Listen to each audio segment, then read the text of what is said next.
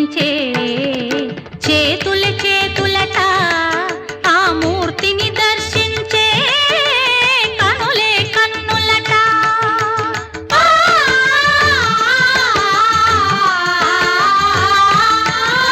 స్వామిని పూజించే